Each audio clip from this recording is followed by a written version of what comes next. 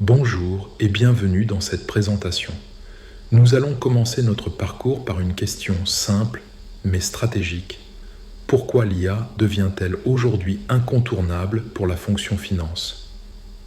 Il y a des moments dans l'histoire où une technologie change les règles du jeu. Vous vous souvenez peut-être de l'arrivée d'Excel dans les années 80. Pour beaucoup de directions financières, ça a été une révolution. On est passé du papier à l'écran, de la calculatrice au tableur. Les tâches longues, fastidieuses, sont devenues automatiques. Les analyses ont gagné en finesse. Et surtout, un nouvel état d'esprit est né, celui de l'autonomie, de la modélisation, de la simulation. Et bien aujourd'hui, l'IA générative marque une transition d'une ampleur comparable.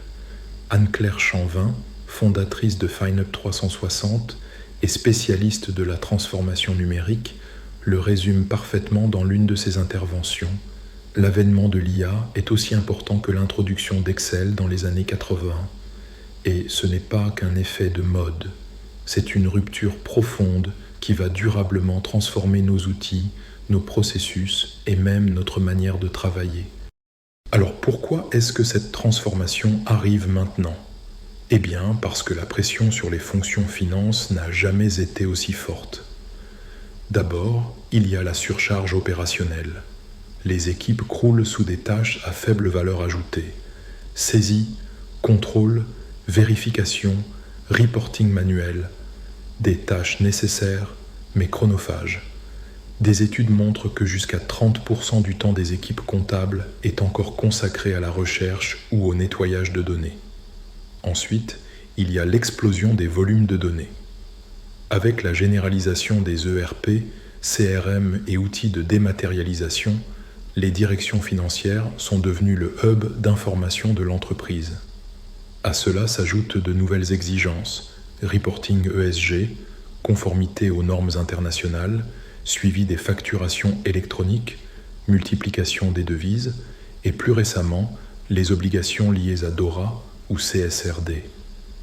Enfin, un mot sur les talents. Recruter est difficile. Retenir l'expertise l'est encore plus. Les profils qualifiés veulent du sens, de la valeur et non de la répétition. Le rôle du DAF évolue. On attend de lui qu'il conseille, qu'il prévienne les risques, qu'il accompagne la stratégie. Mais il n'en a pas toujours les moyens. Et c'est là que l'IA intervient. Non pas pour remplacer l'expertise, mais pour libérer du temps et réallouer l'intelligence humaine là où elle a le plus d'impact. On pourrait croire que l'IA est arrivée soudainement dans la finance.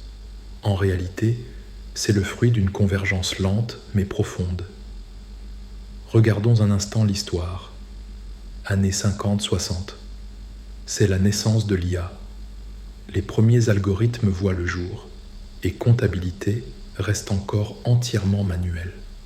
Puis, les années 80-90, c'est l'arrivée du machine learning et des premiers outils d'informatisation en finance, les ERP, les tableurs, les premières automatisations. Dans les années 2000, c'est l'essor du big data. L'intégration massive des systèmes d'information permet de capter toujours plus de données. Et enfin, les années 2020, l'IA devient générative, accessible, presque intuitive. Et c'est là que les choses changent vraiment. Alors pourquoi maintenant ? Eh bien, pour 3 raisons majeures. D'abord, les technologies sont prêtes. On parle de plateformes no-code, d'API clés en main, de solutions SaaS qui s'intègrent en quelques clics. Ensuite, les compétences progressent. Les professionnels de la finance s'ouvrent à la tech, testent des outils, apprennent à formuler des prompts et enfin, l'adoption s'accélère. Ce n'est plus réservé à la Silicon Valley.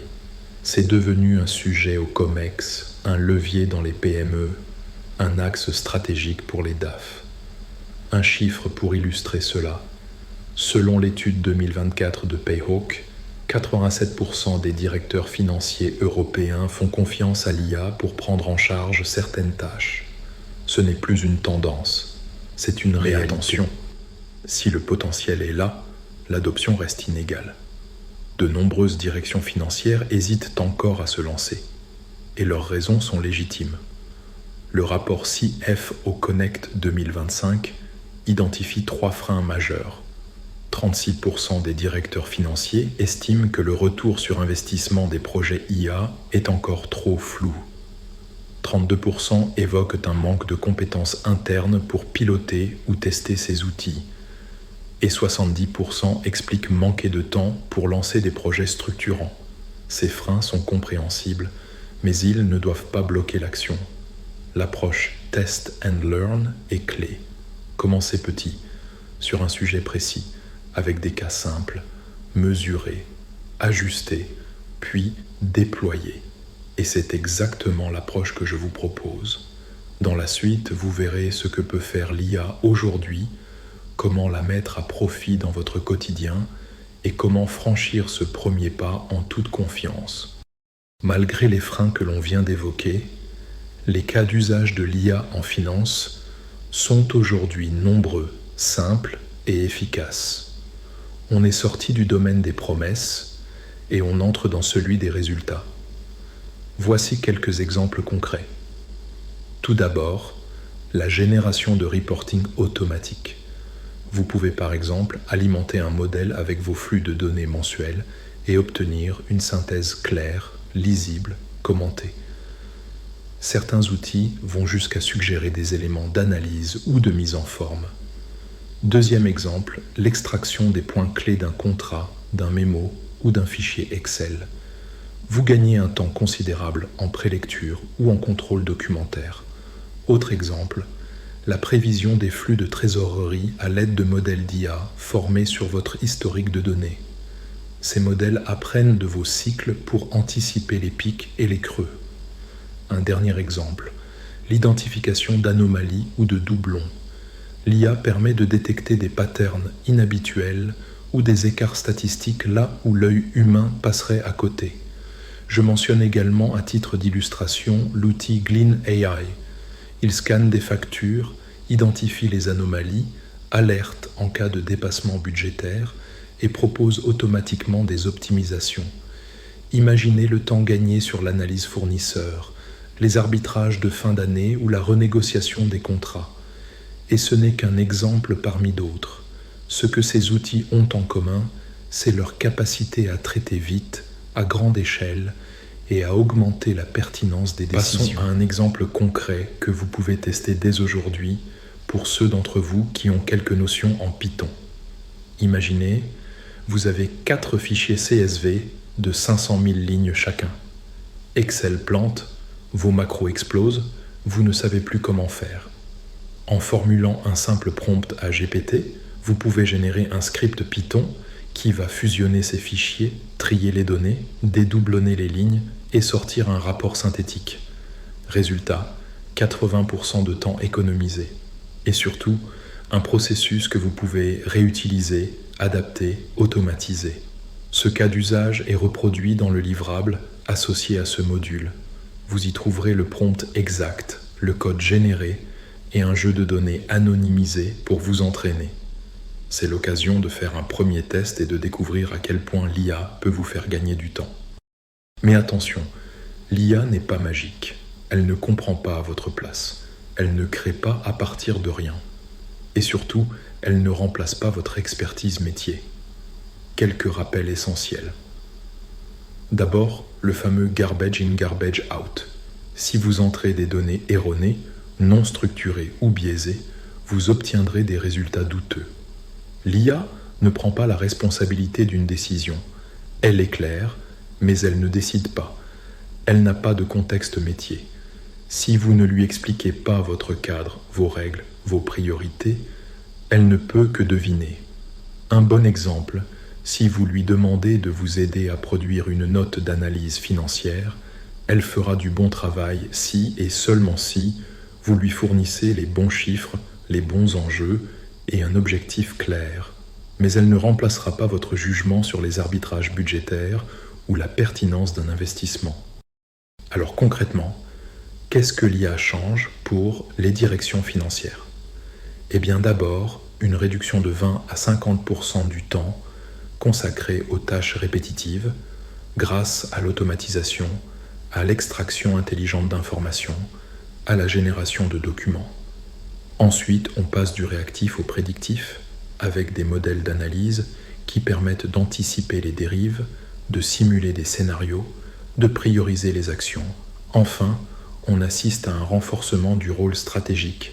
En libérant du temps et en structurant mieux l'information, l'IA permet aux directions financières de se repositionner en tant que copilote de la performance et de revaloriser leurs fonctions. Un prompt que je vous invite à tester dans votre assistant numérique favori.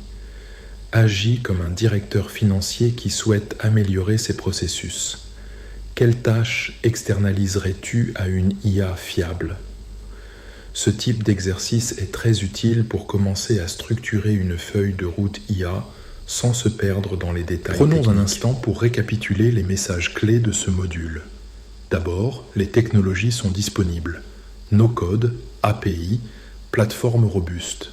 Ensuite, les cas d'usage sont concrets. Reporting, extraction, prédiction ou encore synthèse. Enfin, les freins tels que le manque de temps, de clarté ou de compétences sont certes réels mais surmontables. Ce qu'il faut retenir, c'est que l'IA ne remplace pas l'expertise. Elle l'amplifie, elle l'augmente, elle la rend plus visible, à condition de comprendre ses forces, ses limites et de savoir comment l'intégrer progressivement. L'IA est prête. La fonction finance doit l'être aussi. Les outils sont là, ils sont disponibles et il ne reste plus qu'à les apprivoiser. Ce que vous ne mesurez pas vous coûte déjà. Le temps passé à chercher l'info, à retraiter les données, à relire 15 fois un rapport, est un coût caché. Pas besoin de tout transformer. Commencez petit, puis progressez rapidement. C'est ce que je vous propose dans les livrables de ce module. Un cas pratique reproductible et une série de prompts types à tester, adaptés, personnalisés. Merci pour votre attention. On vient de voir pourquoi l'IA devient un must-have pour les directions financières. Dans le prochain module, nous allons voir comment ça fonctionne. On va plonger dans les bases techniques des LLM pour comprendre ce qu'il y a sous le capot de ChatGPT, Llama, Claude, Gemini, Mistral, Grok ou encore DeepSeek et comment éviter leurs pièges. Rendez-vous donc dans la présentation « Comprendre l'IA générative en 20 minutes chrono ».